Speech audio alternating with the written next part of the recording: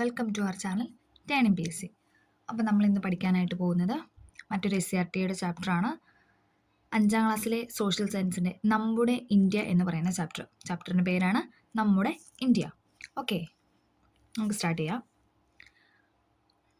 ആദ്യം തന്നെ ഇൻട്രൊഡക്ഷനായിട്ട് നമ്മുടെ പ്ലഡ്ജിൻ്റെ ഒരു 3-4 സെൻറ്റൻസാണ് കൊടുത്തിരിക്കുന്നത്. ഇന്ത്യയുടെ വൈവിധ്യപൂർണ്ണമായ പാരമ്പര്യത്തിൽ നാം അഭിമാനം കൊള്ളുന്നവരാണ് നമ്മൾ ഇന്ത്യക്കാർ.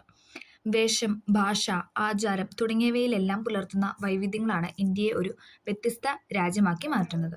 ഭൂപ്രകൃതി, കാലാവസ്ഥ, സസ്യജാലങ്ങൾ, ജനജീവിതം തുടങ്ങിയവയിലൊക്കെയും ഈ വൈവിധ്യങ്ങൾ നമുക്ക് കാണാനായിട്ട് സാധിക്കും. ഇത്രയേറെ വൈവിധ്യങ്ങൾ ഉണ്ടെങ്കിലും ജാതി, മത, ഭാഷഭേദമന്യേ ഏകോദര സഹോദരങ്ങളെ പോലെ ഒറ്റക്കെട്ടായി ജീവിക്കുന്നവരാണ് ഇന്ത്യക്കാർ. അപ്പം ആദ്യം തന്നെ ഒരു ഇൻട്രൊഡക്ഷനായിട്ട് കുറച്ച് കാര്യങ്ങളൊക്കെ പറഞ്ഞു. നമുക്ക് നോക്കാം. ഇന്ത്യ സ്ഥാനവും അയൽ രാജ്യങ്ങളും. പിന്നെ നമ്മൾ അതാണ് പറയാൻ പോകുന്നത്. ഇന്ത്യ സ്ഥാനവും അയൽ രാജ്യങ്ങളും.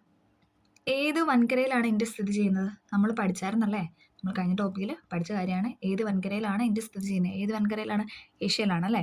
ഓക്കെ. ഏഷ്യയുടെ ഭൂപടത്തിൽ നിന്നും ഇന്ത്യയുടെ അയൽ രാജ്യങ്ങൾ ഏതൊക്കെയെന്ന് കണ്ടെത്തും. ഇതിനായി അറ്റ്ലസോ ചുമർ ഭൂപടങ്ങളോ ഉപയോഗിക്കാവുന്നതാണ്. ഓക്കെ. ഇന്ത്യ സംസ്ഥാനങ്ങൾ. ഭരണ സൗകര്യത്തിനായി ഇന്ത്യയെ 29 സംസ്ഥാനങ്ങളാക്കി തിരിച്ചിരിക്കുന്നു. 28 കേട്ടോ, ഇപ്പം നിലവിൽ 28. ഓക്കെ. 2014 ജൂൺ മാസത്തിൽ ആന്ധ്രാപ്രദേശ് സംസ്ഥാനം, സീമാദ്ര, തെലങ്കാന എന്നിങ്ങനെ 2 സംസ്ഥാനങ്ങളായി വിഭജിക്കപ്പെട്ടു. ഓരോ സംസ്ഥാനത്തിൻ്റെയും ഭരണകേന്ദ്രങ്ങൾ തലസ്ഥാനം എന്ന പേരിൽ അറിയപ്പെടുന്നു. രാജ്യത്തിൻ്റെ മൊത്തമായ ഭരണം കൈകാര്യം ചെയ്യുന്ന ദേശീയ തലസ്ഥാന നഗരമാണ് ഇതെന്ന് പറയുന്നത് ന്യൂഡൽഹി എന്ന് പറയുന്നത് അല്ലേ. രാജ്യത്തിൻ്റെ മൊത്തമായ ഭരണം കൈകാര്യം ചെയ്യുന്ന ദേശീയ തലസ്ഥാന നഗരമാണ് ഡൽഹി. ഓക്കെ. പിന്നെ അതെ ഇന്ത്യയുടെ ഒരു ഭൂപടമൊക്കെ കൊടുത്തിട്ടുണ്ട്. 5ാം ക്ലാസ്സിലെ കുട്ടികളായതുകൊണ്ട് അവർക്ക് പഠിക്കാനും സ്റ്റേറ്റും കാര്യങ്ങളൊക്കെ പഠിക്കാനായിട്ട് അങ്ങനെ കൊടുത്തിട്ടുണ്ട്. ഓക്കെ. സംസ്ഥാനങ്ങളെ കൂടാതെ പോണ്ടിച്ചേരി, ദാമൻ ദിയു, ദാദ്ര നഗർ ഹവേലി, ചണ്ഡീഗഡ്, ലക്ഷദ്വീപ്, ആൻഡമാൻ നിക്കോബാർ എന്നീ ദ്വീപ് സമൂഹം എന്നീ 6 കേന്ദ്രഭരണ പ്രദേശങ്ങൾ ഇന്ത്യയിലുണ്ട്. 8 കേന്ദ്രഭരണ പ്രദേശമാട്ടോ നിലവിലുള്ളത്. ഓക്കെ. ജമ്മു കാശ്മീർ ഉൾപ്പെടെ 8 കേന്ദ്രഭരണ പ്രദേശമാണ് ഇപ്പോൾ ഉള്ളത്. 28 സ്റ്റേറ്റും 8 കേന്ദ്രഭരണ പ്രദേശവും. ഓക്കെ. ഇന്ത്യ ഭൂപ്രകൃതി. ഇന്ത്യയുടെ ഭൂപ്രകൃതിയെ പറ്റിയാണ് ഇന്ന് നമ്മൾ പഠിക്കാനായിട്ട് പോകുന്നത്. ഓക്കെ. പർവ്വതങ്ങൾ, പീഠഭൂമികൾ, സമതലങ്ങൾ, ദ്വീപുകൾ എന്നിങ്ങനെ വിവിധ ഭൂരൂപങ്ങൾ ഭൂമിയിലുണ്ട്. പർവ്വതങ്ങൾ, പീഠഭൂമികൾ, സമതലങ്ങൾ, ദ്വീപുകൾ എന്നിങ്ങനെ വിവിധ ഭൂരൂപങ്ങൾ എന്താണ് ഭൂമിയിലുണ്ടല്ലേ. ഒരു ഭൂപ്രദേശത്തിൽ കാണപ്പെടുന്ന ഇത്തരം സവിശേഷതകളാണ് അവിടുത്തെ ഭൂപ്രകൃതി എന്ന് പറയുന്നത്. ചെറുതും വലുതുമായ പർവ്വതനിരകളും സമതല പ്രദേശങ്ങളും വിശാലമായ പീഠഭൂമി പ്രദേശങ്ങളും മരുഭൂമിയും തീരപ്രദേശങ്ങളും ദ്വീപുകളും ഉൾപ്പെട്ട വൈവിധ്യമാർന്ന ഭൂപ്രകൃതിയാണ് ഇന്ത്യക്ക് ഉള്ളത്. ഇമ്പോർട്ടൻ്റ് ആണേ. ചെറുതും വലുതുമായ പർവ്വതനിരകളും സമതല പ്രദേശങ്ങളും വിശാലമായ പീഠഭൂമി പ്രദേശങ്ങളും മരുഭൂമിയും തീരപ്രദേശവും ദ്വീപും എല്ലാം ഉൾപ്പെട്ട ഒരു വൈവിധ്യമാർന്ന ഭൂപ്രകൃതിയാണ് എന്ത് ഇന്ത്യക്ക് ഉള്ളത്. ഓക്കെ. അപ്പം നമ്മൾ ആദ്യം പഠിക്കാൻ പോകുന്നത് ഇന്ത്യയിലെ പർവ്വതങ്ങൾ. വിവിധ വൻകരകളിലെ പ്രധാന പർവ്വതനിരകളെ കുറിച്ച് നമ്മൾ പറഞ്ഞായിരുന്നു അല്ലേ. ഓക്കെ. ഹിമാലയ പർവ്വതം, പശ്ചിമഘട്ട നിരകൾ ഇതൊക്കെ എവിടെയാണ്? ഇന്ത്യയിൽ കാണപ്പെടുന്നത്. ലോകത്തിലെ തന്നെ ഉയരമേറിയ പർവ്വതനിരകളിൽ ഒന്നാണ് എന്തെന്ന് പറയുന്നത് ഹിമാലയം. നമ്മൾ പറഞ്ഞായിരുന്നു അല്ലേ. ലോകത്തിലെ തന്നെ ഏറ്റവും ഉയരമേറിയ പർവ്വതനിരകളിൽ ഒന്നാണ് ഹിമാലയം. അതെന്താണ്? ഹിമാലയത്തിന് ഒരു ഭാഗം എവിടെയാണ് സ്ഥിതി ചെയ്യുന്നത്? ഇന്ത്യയിലാണ് അല്ലേ. ഹിമാലയത്തിന് ഒരു ഭാഗം സ്ഥിതി ചെയ്യുന്നത് ഇന്ത്യയിലാണ്.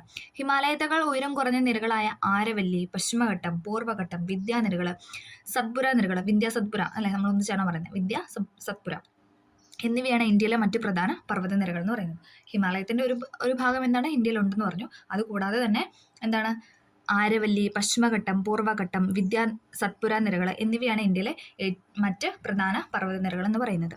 ഈ പർവ്വതനിരകളിൽ നിന്നെല്ലാം അനേകം നദികൾ എന്താണ് ഉത്ഭവിക്കുന്നുണ്ട്. ഓക്കെ. ഇനി അടുത്ത് നമ്മൾ പറയുന്നത് ഇന്ത്യയിലെ സമതലങ്ങളാണ്. ഓക്കെ. അപ്പോൾ നമ്മൾ പർവ്വതനിരകൾ പറഞ്ഞു. ഇനി അടുത്താണ് സമതലങ്ങൾ. അതിവിശാലമായതും നിരപ്പായതുമായ ഭൂപ്രദേശങ്ങളാണ് സമതലം എന്ന് പറയുന്നത്.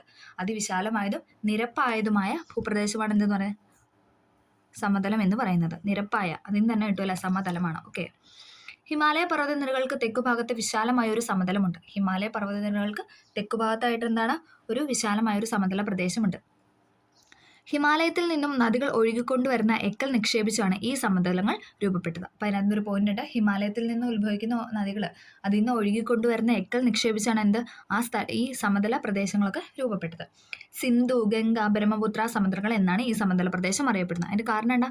ഹിമാലയത്തിൽ നിന്ന് ഉത്ഭവിക്കുന്നതാണ് ഏതെന്ന് പറഞ്ഞാൽ സിന്ധു, ഗംഗ, ബ്രഹ്മപുത്ര ഒക്കെ അല്ലേ, ഹിമാലയ പ്രദേശത്ത് നിന്ന് ഉത്ഭവിക്കുന്നതാണ്. അതുകൊണ്ട് തന്നെയാണ് ആ സമതല പ്രദേശത്ത് എന്താണ് പറയുന്നത്? സിന്ധു, ഗംഗ, ബ്രഹ്മപുത്ര സമതലം എന്ന് പറയുന്നത്. അപ്പോൾ അവർ ഒഴുകിക്കൊണ്ടുവരുന്ന എക്കൽ നിക്ഷേപിച്ചിട്ടാണ് ഈ സമതല പ്രദേശം രൂപപ്പെട്ടത്. അതുകൊണ്ടാണ് അതിനെ സിന്ധു ഗംഗ ബ്രഹ്മപുത്ര സമതലം എന്ന് പറയുന്നത്. ഓക്കെ. ഈ ഫലഭൂഷ്ടമായ സമതലങ്ങളിൽ ഗോതമ്പ്, നെല്ല്, ചോളം, കരിമ്പ് മുതലായ അനേകം വിളകൾ കൃഷി ചെയ്യുന്നുണ്ട്. ഇവിടെ എന്തൊക്കെയാണ് കൃഷി ചെയ്യുന്നത്? ഗോതമ്പ്, നെല്ല്, ചോളം, കരിമ്പ്. ഗോതമ്പ്, നെല്ല്, ചോളം, കരിമ്പ് എന്നീ മുതലായ അനേകം വിളകൾ എന്താണ് ഇവിടെ കൃഷി ചെയ്യുന്നു. അതിനാൽ ഇന്ത്യയുടെ ഭക്ഷ്യ കലവറ എന്ന് വിശേഷിപ്പിക്കുന്നത് ഇവിടെയാണ്. ഓക്കെ. ഇന്ത്യയുടെ ഭക്ഷ്യകലവറ എന്ന് ഈ പ്രദേശത്തെ, അതായത് ഈ സമതല പ്രദേശത്തെ നമ്മൾ വിശേഷിപ്പിക്കുന്നു. ഓക്കെ. അടുത്തതാണ് ഇന്ത്യയിലെ മരുഭൂമി. ഇത് ഇവിടെ ഗംഗാ സമതലമൊക്കെ കൊടുത്തിട്ടുണ്ട് കേട്ടോ. ഓക്കെ. അടുത്തതാണ് ഇന്ത്യയിലെ മരുഭൂമി. വീശിയടിക്കുന്ന കാറ്റും കൊടും ചൂടും കണ്ണെത്താ ദൂരത്തോളം വ്യാപിച്ചിരിക്കുന്ന മണൽക്കൂനകളും മരുഭൂമികളുടെ സവിശേഷതകളാണ്. എന്തൊക്കെയാണ്? വീശിയടിക്കുന്ന കാറ്റും കൊടും ചൂടും കണ്ണെത്താ ദൂരത്തോളം വ്യാപിച്ചിരിക്കുന്ന മണൽക്കൂനകളും മരുഭൂമികളുടെ സവിശേഷതയാണ്. ഇന്ത്യയുടെ വടക്കു പടിഞ്ഞാറ് സ്ഥിതി ചെയ്യുന്ന രാജസ്ഥാൻ സംസ്ഥാനത്തിന്റെ കൂടുതൽ ഭാഗവും എന്താണ്? മരുഭൂമിയാണ്. നമുക്കറിയാം അല്ലേ, രാജസ്ഥാനിൽ കൂടുതലും എന്താണ്? ഭൂരിഭാഗം ഭാഗം എന്ന് പറയുന്നത് എന്താണ്? മരുഭൂമിയാണ്. താർ മരുഭൂമി എന്നറിയപ്പെടുന്ന ഈ പ്രദേശത്ത് മഴ വളരെ കുറവാണ്. നമ്മൾ പറഞ്ഞായിരുന്നല്ലോ, കഴിഞ്ഞ ക്ലാസ്സിൽ നമ്മൾ പറഞ്ഞായിരുന്നു, മഴ കൂടിയ പ്രദേശവും കുറഞ്ഞ പ്രദേശവും, തണുപ്പ് കൂടിയത്, തണുപ്പ് കുറഞ്ഞത്, അങ്ങനെ പലതരത്തിലുള്ള ഇതുള്ള വൈവിധ്യമാർന്ന ഒരു രാജ്യമാണ് ഇന്ത്യ എന്ന് പറയുന്നത് അല്ലേ. അപ്പോൾ ഇവിടെ രാജസ്ഥാനിലാണ് ഏത് മരുഭൂമി കാണപ്പെടുന്നത്? നമ്മൾ പറയുന്നത് താർ മരുഭൂമി കാണപ്പെടുന്നത്. അവിടെ എന്താണ്? മഴ വളരെ കുറവാണ് അല്ലേ. ഓക്കെ. മരുഭൂമിയിലൊക്കെ മഴ വളരെ കുറവാണ്. ജനവാസവും കൃഷിയും അതുകൊണ്ട് തന്നെ കുറവാണ് അല്ലേ. മഴ വളരെ കുറവാണ്, പിന്നെ ചൂടാണ്, പിന്നെ മരുഭൂമി പ്രദേശമല്ല, അതുകൊണ്ട് തന്നെ അവിടെ എന്താണ്? ജനവാസവും കൃഷിയൊക്കെ വളരെ കുറവാണ്. അടുത്താണ് ഇന്ത്യയിലെ പീഠഭൂമികൾ. ഇതൊക്കെ ബേസ് ആയിട്ട് പറയുന്ന കാര്യങ്ങളാണ്, കാരണം 5ാം ക്ലാസ്സിലെ ടെക്സ്റ്റ് ആയതുകൊണ്ട് ആണ് ഇത്രയും ബേസ് ആയിട്ട് പറയുന്നത്. ഇത് ഡീപ്പായിട്ട് നമുക്ക് പഠിക്കാനുണ്ട്, വരും ക്ലാസ്സുകളിൽ നമുക്ക് അത് ഡീപ്പായിട്ട് പഠിക്കാം. ഓക്കെ. ഇന്ത്യയിലെ പീഠഭൂമികൾ ചുറ്റുമുള്ള പ്രദേശങ്ങളെ അപേക്ഷിച്ച് ഉയർന്നതും മുകൾ ഭാഗം ഏറെക്കുറെ നിരപ്പായതുമായ ഭൂപ്രദേശമാണ് പീഠഭൂമി. ഇവിടെ പിക്ചർ നൽകിയിട്ടുണ്ട്, ഡെക്കാൻ പീഠഭൂമിയുടെ പിക്ചർ നൽകിയിട്ടുണ്ട്.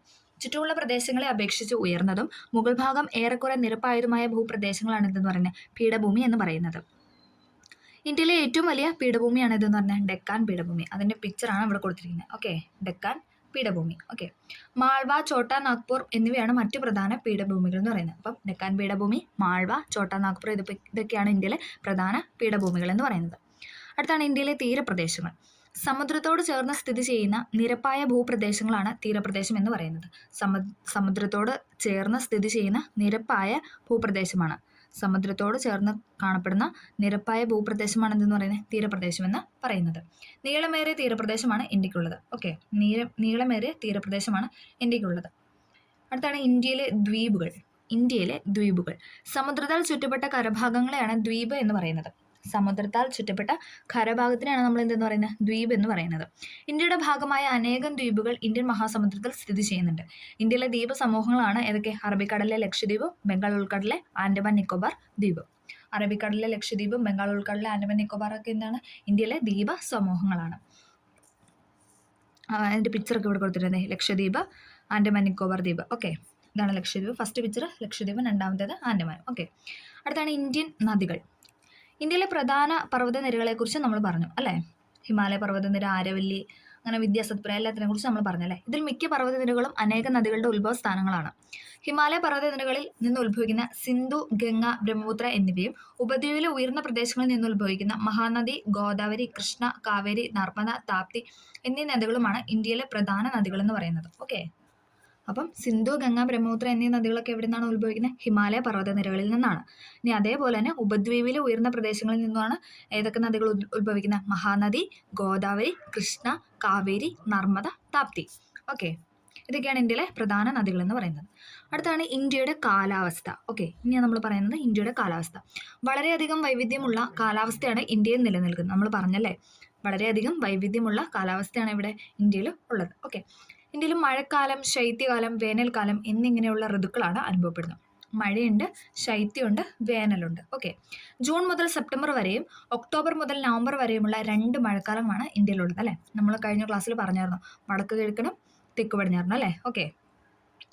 അറബിക്കടലിനോട് ചേർന്ന് പടിഞ്ഞാറൻ തീരപ്രദേശങ്ങളിൽ വടക്കു കിഴക്കൻ സംസ്ഥാനങ്ങളിലും ഈ കാലയളവിൽ ധാരാളം മഴ ലഭിക്കുന്നു. ഒന്നും കൂടെ പറയാം. അറബിക്കടലിനോട് ചേർന്ന പടിഞ്ഞാറൻ തീരപ്രദേശങ്ങളിലും വടക്കു കിഴക്കൻ സംസ്ഥാനങ്ങളിലും എന്താണ് ഈ സമയത്തൊക്കെ ധാരാളം മഴ ലഭിക്കുന്നു. ഇന്ത്യയിൽ ഏറ്റവും അധികം മഴ ലഭിക്കുന്ന പ്രദേശമാണ് ഏതെന്ന് പറയുന്നത്? മേഘാലയയിലെ ചിറാപുഞ്ചി. ഇത് PYQ ആണ്. ഈ ഒരു പോയിന്റ് എപ്പോഴും തന്നെ ചോദിക്കുന്ന ഒരു ക്വസ്റ്റ്യൻ ആണ്, മേഘാലയയിലെ ചിറാപുഞ്ചി. ഇന്ത്യയിലെ കാർഷിക മേഖല ഈ മഴക്കാലങ്ങളെയാണ് ആശ്രയിച്ച് നിലനിൽക്കുന്നത്. ഇന്ത്യയിലെ കാർഷിക മേഖല ആശ്രയിക്കുന്ന ഏതാണ്? ഈ മഴക്കാലത്തെയാണ്. ഡിസംബർ മുതൽ ഫെബ്രുവരി വരെയുള്ള മാസങ്ങളിലാണ് ഇന്ത്യയിൽ ശൈത്യകാലം അനുഭവപ്പെടുന്നത്. ശൈത്യകാലത്തെ തുടർന്ന് മാർച്ച്, ഏപ്രിൽ, മെയ് എന്നീ മാസങ്ങളിൽ എന്താണ്? ഉഷ്ണകാലമാണ് അനുഭവപ്പെടുന്നത്. നമുക്കറിയാം അല്ലേ? ഡിസംബർ മുതൽ ഫെബ്രുവരി വരെ ശൈത്യകാലമാണ്. അതിനുശേഷം മാർച്ച്, ഏപ്രിൽ, മെയ് എന്ന് പറയുന്നത് ഉഷ്ണകാലമാണ്. ഓക്കെ. ഇന്ത്യയിലെ നൈസർഗിക സസ്യജാലങ്ങളും ജന്തുക്കളും. ഇനി നമ്മൾ പറയുന്നത് ഇന്ത്യയിലെ നൈസർഗിക സസ്യജാലങ്ങളും ജന്തുക്കളെക്കുറിച്ചാണ്. ഇന്ത്യയുടെ ഭൂപ്രകൃതിയിലും കാലാവസ്ഥയിലും ഏറെ വൈവിധ്യങ്ങളുണ്ടെന്ന് നമ്മൾ മനസ്സിലാക്കി. ഈ വൈവിധ്യങ്ങൾക്ക് അനുസൃതമായി സസ്യജാലങ്ങളിലും ജന്തുക്കളിലും ഒട്ടനവധി വൈവിധ്യങ്ങൾ നമുക്ക് കാണാനായിട്ട് സാധിക്കും. മഴക്കാട്, ഇലപൊഴിയും കാട്, മുൾക്കാട്, കുറ്റിക്കാട്, പുൽപ്രദേശങ്ങൾ മുതലായ നൈസർഗിക സസ്യജാലങ്ങളും ഇന്ത്യയിലുണ്ട്. മഴക്കാട്, ഇലപൊഴിയും കാടുകൾ, മുൾക്കാടുകൾ, കുറ്റിക്കാടുകൾ, പുൽപ്രദേശങ്ങൾ, ഇതൊക്കെ എവിടെയാണ്? ഈ നൈസർഗിക സസ്യജാലങ്ങളെല്ലാം എന്താണ്? നമുക്ക് ഇന്ത്യയിൽ കാണാനായിട്ട് സാധിക്കും. ഇതേ മഴക്കാടാണ് ഫസ്റ്റ് കൊടുത്തിരിക്കുന്നത്. പിന്നെ ഇലപൊഴിയും കാട്. ഓക്കെ. ആന, സിംഹം, കടുവ, പുലി, കാട്ടുപോത്ത്, മാൻ, മയില്, വേഴാമ്പൽ മുതലായ അനേകം പക്ഷി മൃഗാദികളുടെ ആവാസ കേന്ദ്രങ്ങളായ ഈ പ്രദേശങ്ങൾ ഇന്ത്യയുടെ വിലമതിക്കാനാകാത്ത സമ്പത്താണ് എന്നതിൽ ഒരു സംശയമില്ല അല്ലേ? നമുക്ക് തന്നെ അറിയാം അല്ലേ? ആന, സിംഹം, കടുവ, പുലി, കാട്ടുപോത്ത്, മാന്, മയില്, വേഴാമ്പൽ മുതലായ അനേകം പക്ഷിമൃഗാദികൾ എന്താണ്? ഈ പ്രദേശങ്ങളിൽ നമുക്ക് കാണാനായിട്ട് സാധിക്കും. ഇതൊക്കെ എന്ന് പറയുന്നത് എന്താണ്? വിലമതിക്കാനാകാത്ത സമ്പത്താണ് ഇന്ത്യയുടെ. ഓക്കെ. പുൽപ്രദേശവും മുൾക്കാടൊക്കെ പിക്ചറായിട്ട് നൽകിയിട്ടുണ്ട്. നമ്മൾ ഇന്ത്യക്കാർ. ഇനി അടുത്ത് നമ്മൾ പറയുന്നതാണ് നമ്മൾ ഇന്ത്യക്കാർ എന്നൊരു ടോപ്പിക്. ഓക്കെ. ഭൂപ്രകൃതി, കാലാവസ്ഥ, സസ്യജന്തുജാലങ്ങൾ ഇവയിലൊക്കെ ഇന്ത്യയിൽ ഒരുപാട് വൈവിധ്യങ്ങളുണ്ടെന്ന് നമ്മൾ പഠിച്ചു. ഈ വൈവിധ്യങ്ങൾക്കൊക്കെ അനുസൃതമായി ജനജീവിതത്തിലും വൈവിധ്യങ്ങളുണ്ട്. ദക്ഷിണേന്ത്യക്കാർക്ക് അരിയാണ് പ്രധാന ഭക്ഷ്യധാന്യമെങ്കിൽ ഉത്തരേന്ത്യക്കാർക്ക് ഗോതമ്പാണ് പ്രധാന ഭക്ഷ്യധാന്യം. നമുക്കല്ലേ? നമുക്കൊക്കെ എന്താണ്? അരിയാണല്ലേ? ചോറ്, അരിയാണ് നമ്മുടെ പ്രധാന ഭക്ഷണം. പക്ഷെ നമ്മൾ ഉത്തരേന്ത്യയിലോട്ട് പോയ എന്താണ് അവസ്ഥ? അവിടെ പോയി കഴിഞ്ഞാൽ മൊത്തം ഗോതമ്പാണ് അല്ലേ? ഓക്കെ. ആഹാര രീതിയിൽ പ്രാദേശികമായ ഈ വ്യത്യാസങ്ങൾക്ക് കാരണം എന്തായിരിക്കും? അത് കൃഷി ചെയ്യുന്ന ഇത് തന്നെ അല്ലേ? ഓക്കെ. ദക്ഷിണേന്ത്യക്കാർ പൊതുവെ പരുത്തി വസ്ത്രങ്ങളാണ് പ്രധാനമായും ഉപയോഗിക്കുന്നത്. എന്നാൽ പർവ്വത പ്രദേശങ്ങളിൽ കമ്പിളി വസ്ത്രങ്ങൾക്കാണ് പ്രാമുഖ്യം. ആഘോഷങ്ങളിലുമുണ്ട് വൈവിധ്യങ്ങൾ. നമ്മളിപ്പം പരുത്തി അഥവാ വസ്ത്രങ്ങളെക്കുറിച്ചാണ് നമ്മളിപ്പോൾ പറഞ്ഞത്. ഇനി അടുത്ത പോയിന്റ് എന്താണ്? ആഘോഷങ്ങൾ. കേരളീയരുടെ ദേശീയ ഉത്സവമാണ് ഓണം. നമുക്ക് എല്ലാവർക്കും അറിയാം അല്ലേ? നമ്മുടെ ദേശീയ ഉത്സവമാണ് എന്തെന്ന് പറയുന്നത്? ഓണം. തമിഴ്നാട്ടിൽ പൊങ്കലാണ് പ്രധാന ആഘോഷം. തമിഴ്നാട്ടിൽ അതുപോലെ ആഘോഷിക്കുന്ന, നമ്മൾ കേരളത്തിൽ ഓണം ആഘോഷിക്കുന്നില്ല, തമിഴ്നാട്ടിൽ ആഘോഷിക്കുന്ന ഒരു ആഘോഷമാണ് എന്തെന്ന് പറയുന്നത്? പൊങ്കൽ. ആസാമിലാണ് ബിഹു. ഇതൊക്കെ ചോദിക്കുന്ന ക്വസ്റ്റ്യനാണ്. നമുക്ക് ചേരുമ്പടി ചേർക്കാനായിട്ട് തരും. കേരളമാണെങ്കിൽ ഓണം, അതെല്ലാവർക്കും അറിയാം. പിന്നെ തമിഴ്നാട് പൊങ്കൽ, അതും നമുക്കറിയാം. പിന്നെ ആസാമിലെ ബിഹു, ഉത്തരേന്ത്യയിലെ ഹോളി എന്നിങ്ങനെ ആഘോഷങ്ങളിലും ആചാരങ്ങളും വൈവിധ്യങ്ങൾ പ്രകടമാണ്. ഇന്ത്യയുടെ സാംസ്കാരിക വൈവിധ്യങ്ങൾക്ക് കൂടുതൽ ഉദാഹരണം കണ്ടെത്താൻ ശ്രമിക്കും. ഓക്കെ. നാം വസിക്കുന്ന പ്രദേശങ്ങളെക്കാൾ തികച്ചും വിഭിന്നമാണ് ഇന്ത്യയിലെ ഇതര ഭാഗങ്ങൾ.